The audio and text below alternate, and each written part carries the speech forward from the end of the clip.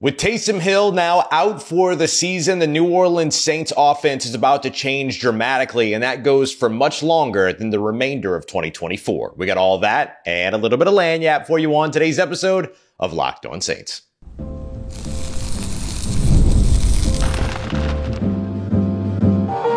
You are Locked On Saints, your daily New Orleans Saints podcast, part of the Locked On Podcast Network, your team every day.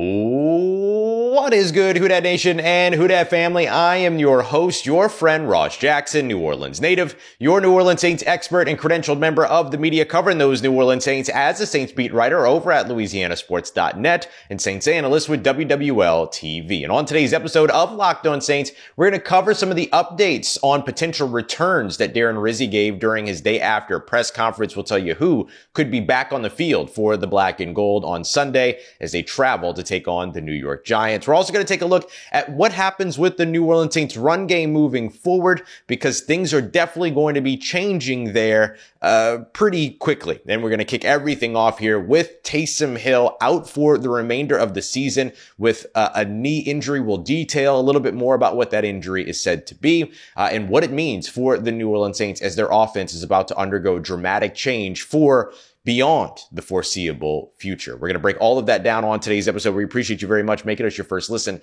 and for being an everyday or here on the show, which is a proud part of the Locked On Podcast Network, your team every day. Today's episode brought to you by our friends over at FanDuel, where you can get started with $150 in bonus bets by simply winning your first $5 bet as a new customer. Just head over to FanDuel.com today to get started. The New Orleans Saints will be without Taysom Hill for the remainder of the season, and that means that the New Orleans Saints offense, pioneered by offensive coordinator Klint Kubiak, is about to undergo major change beyond just the foreseeable future. Let's detail what I mean by that first, and then I'll tell you more about Taysom Hill's injury and what has led to what will be nothing short of an extended absence for the do-it-all tight end in New Orleans. Without Taysom Hill, the New Orleans Saints have not been a successful team on the offensive side at the same rate. They have found success in certain circumstances without Taysom Hill. But this season, it seems that when Taysom Hill is on the field versus when Taysom Hill is not on the field, that this team looks very different. Taysom Hill plays obviously a huge role, playing a bunch of different roles across all their different plays and play calls and all these other things, and sort of having multiple ways to fit in. There is no other Taysom Hill out there. And I even asked interim head coach Darren Rizzi about that, if they've ever really tried to create another Taysom Hill, things like that. He said that they've had conversations about Taysom-like players, but have never been able to find anybody that's necessarily going to fit into the roles the same way and be as productive across all of those roles from the mental side and the on-field production side as a Taysom Hill. So let me give you a little bit of an example here of why or how valuable Taysom Hill has been to this New Orleans Saints team. But what we know about Klint Kubiak's offense is that it effectively lives and dies by its run game, the Kubiak offense that we've seen so far in New Orleans. And look, there's time for this to fix if he continues to get more opportunities beyond 2024. But this is just part of being a new offensive coordinator, and he still very much is a new-ish offensive coordinator in the NFL.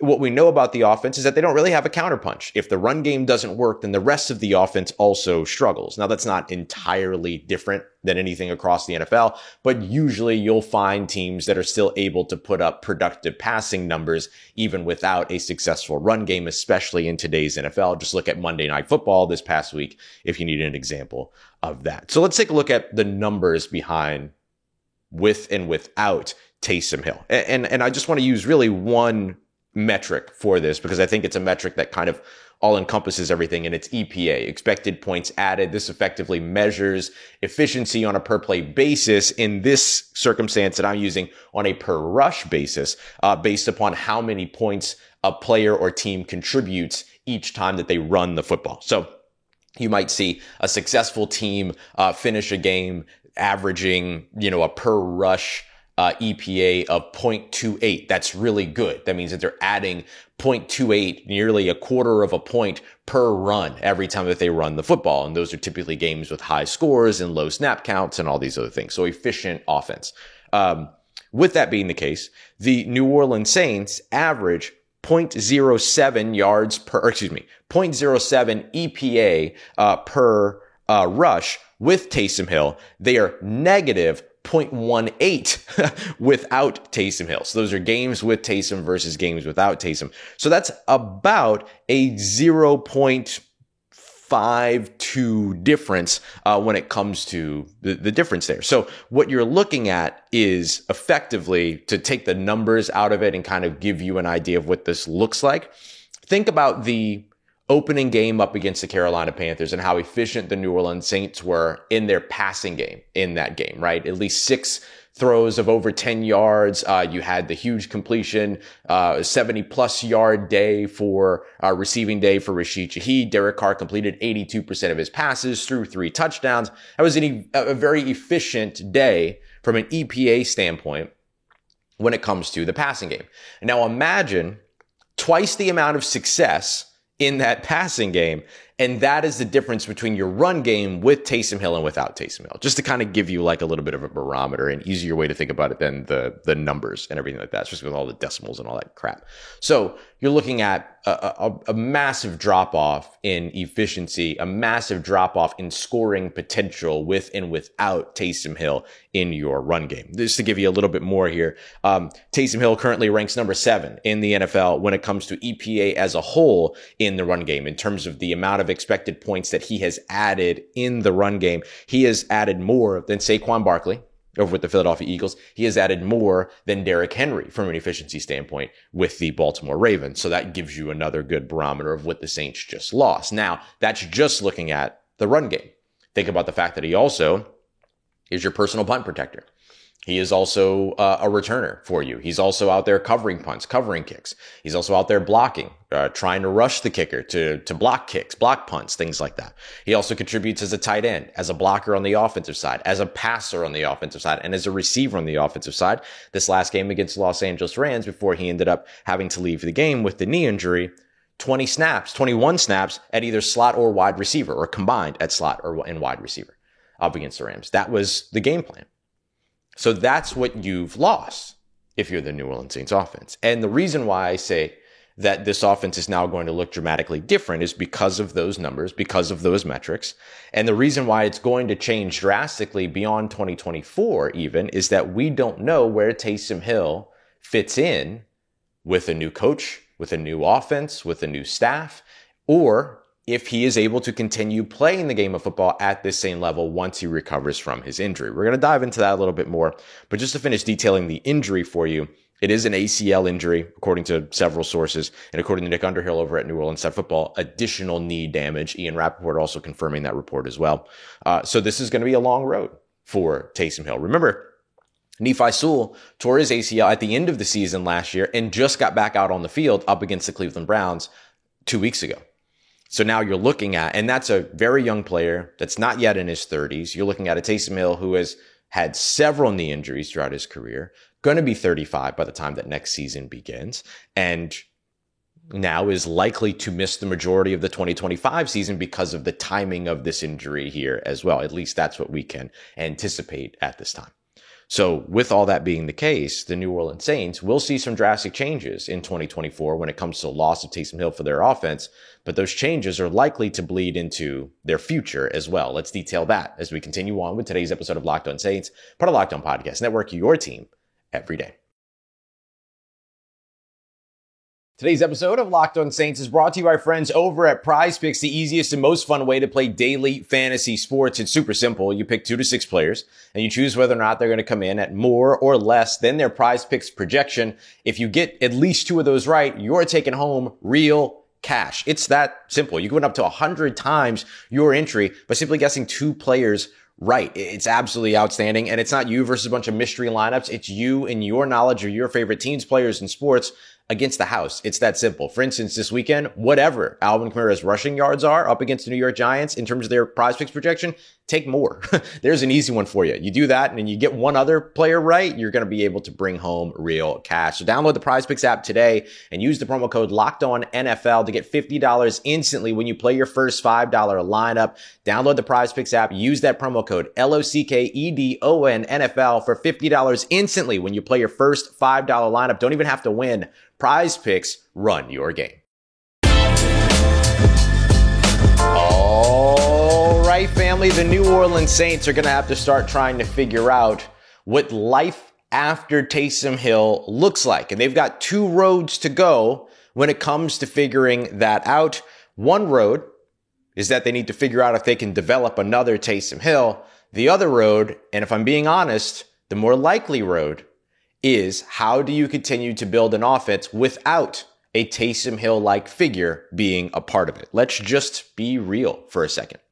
The New Orleans Saints are the only team in the NFL since he entered the league 7 years ago, that has been able to develop a Taysom Hill. In fact, the New Orleans Saints are the only team to do both.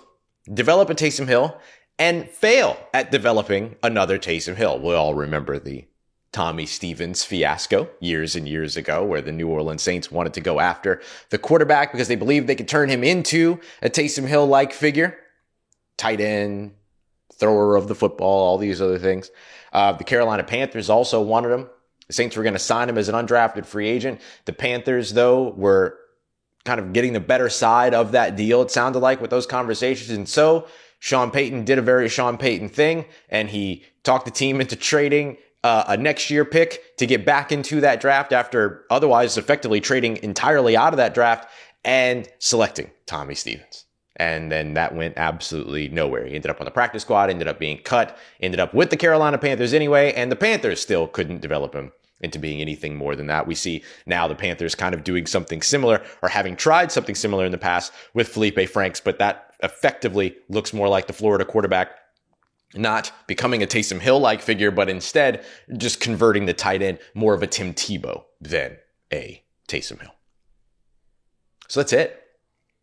You look at all the other, they tried to do it with, I think Easton Stick was one of the guys they tried to do it with. The Baltimore Ravens tried it with a quarterback. The Tampa Bay Buccaneers tried it with a quarterback. The Saints brought in Ty Montgomery. Couldn't even really get that fully figured out either. Alvin Kamara may be the next most versatile piece because of the fact that he can line up in the slot, line up out wide, line up in the backfield, and do all of those things, but still doesn't contribute to the level of a Taysom Hill, because Taysom Hill is truly one of one.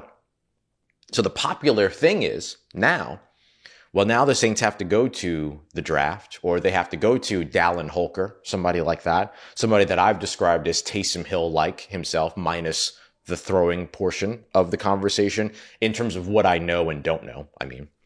So they have to either figure that part out, which there are those players that they could go out there and find that might be able to do that. But for the most part, what you're going to see is a Taysom Hill light at best beyond Taysom Hill himself. And what I mean by that is somebody that can line up in the backfield in both spots as a tailback and as a fullback, somebody that can line up as a wide receiver in the slot, maybe play a little bit of tight end for you, a Nick Warren, for instance, out of Penn State. But you're not going to find anybody that's also going to be your kick returner and your punt returner and your punt protector and cover on punts and rush punts and block on kick returns, and also, by the way, be a quarterback. And also what we found out yesterday in talking to interim head coach Darren Rizzi, Taysom Hill was also the team's backup long snapper, and backup holder. So there you go. There was that too. These are the things that make it so challenging to try to project where the Saints go next as a whole. This season, what they have to figure out is these numbers that we broke down, the 0.07 average EPA and the minus 0.18 EPA difference between either having a Taysom Hill or not having a Taysom Hill. By the way, I said that it was a difference of 0.52. I meant to say a difference of 0.052 earlier. But this is why I'm not a mathematician. I talk football. It's a lot easier for me in my brain. So what the Saints need to do and figure out with that in consideration is, what do you do with your run game?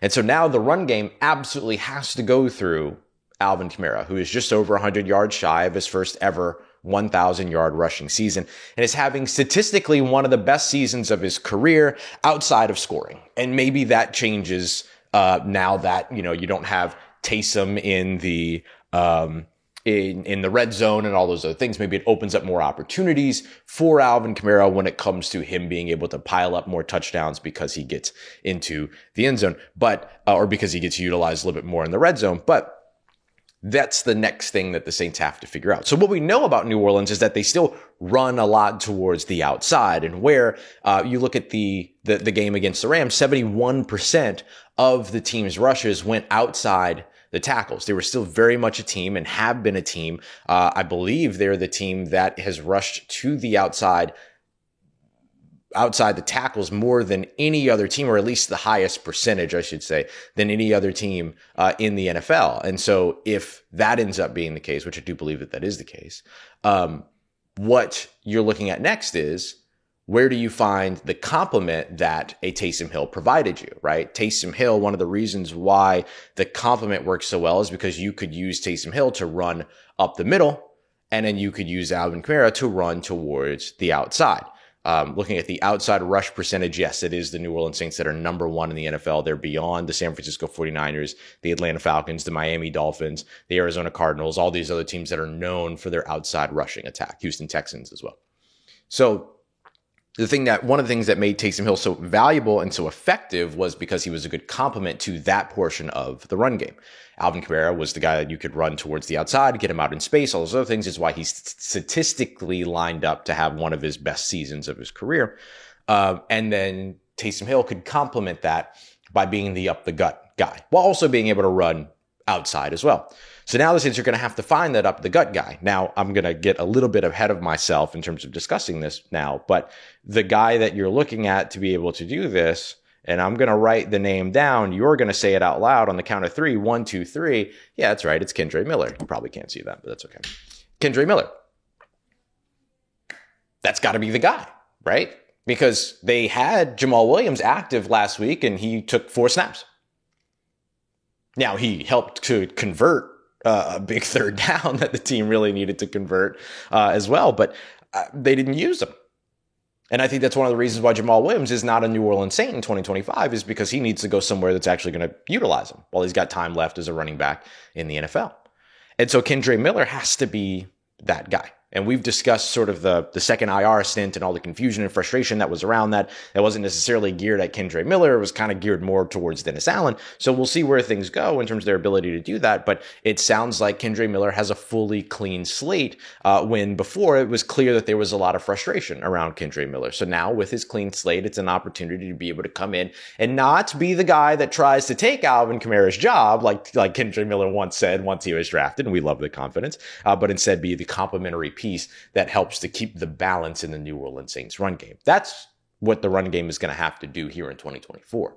Going into 2025, however, it's going to be a lot of decisions that are going to be very, very tough to make, but that aren't really able to be projected at this time, because there's going to be probably a new head coach, probably a new offensive coordinator, an offensive archetype, probably new position coaches, things like that. Those changes are going to dictate what the Taysom Hill role looks like moving forward, and what Taysom Hill's future with the New Orleans Saints looks like moving forward as well, outside of the things that they can't control, which of course comes down to this very injury. All right, coming up next, let's stop talking about somebody being hurt. Let's start talking about the players that could potentially come back. We'll turn the page a little bit to the lighter side of this conversation now, because the New Orleans Saints could be getting some key returns up against the New York Giants, and in some cases, they're coming back just in time. We got that coming up for you next as we continue on with today's episode of Locked On Saints, part of Locked On Podcast Network, your team every day.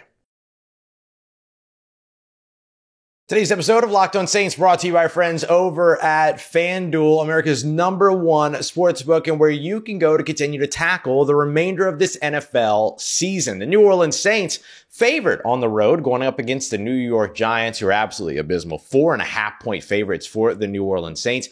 Lots to look forward to here.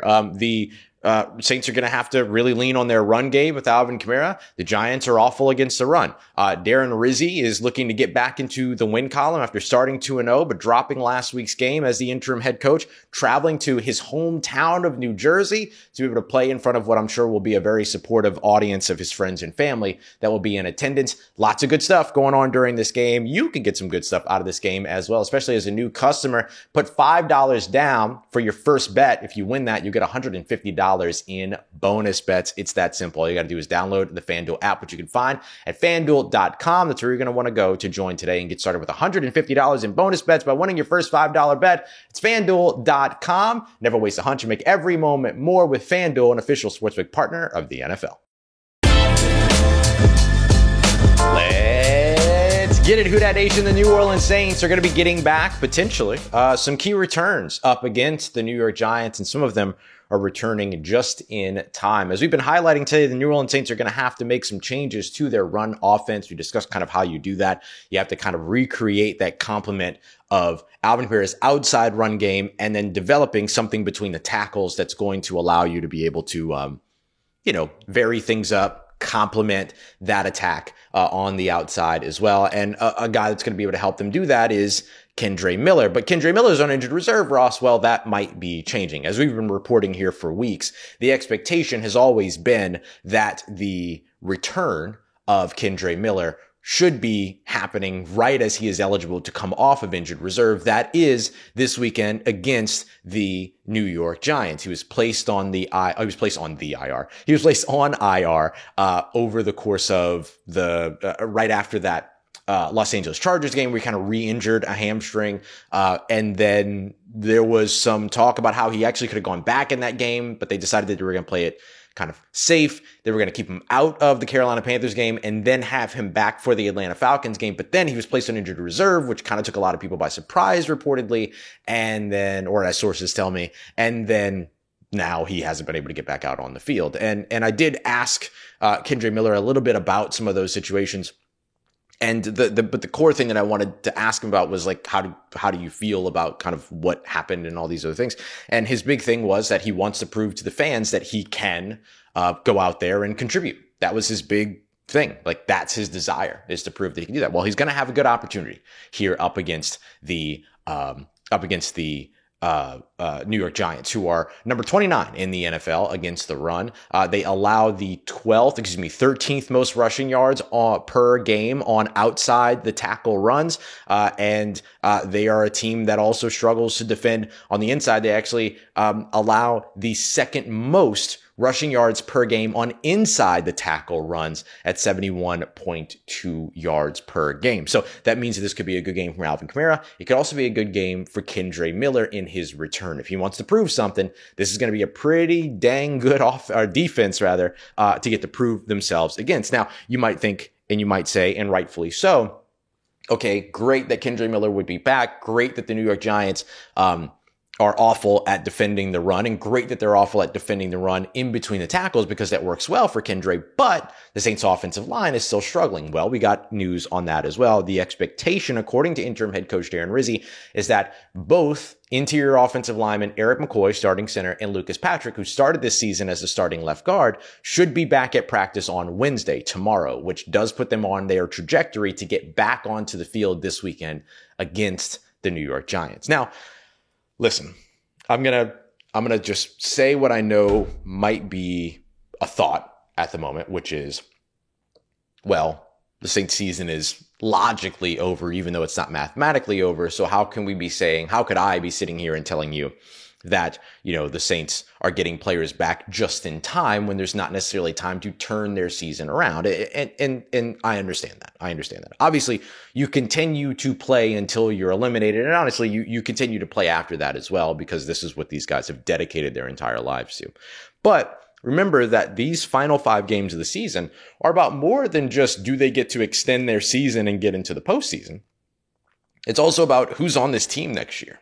And so for a lot of these players, like Kendre Miller, who has something to prove because he hasn't gotten the opportunity to prove that stuff yet, him coming back against the number 29 run defense in the NFL, the New York Giants, and coming back potentially at the same time as the team gets their starting center and starting left guard back, when they have not had their full complement of starting offensive linemen on the field together since week 3 of the NFL season. Yeah, it's kind of just in time.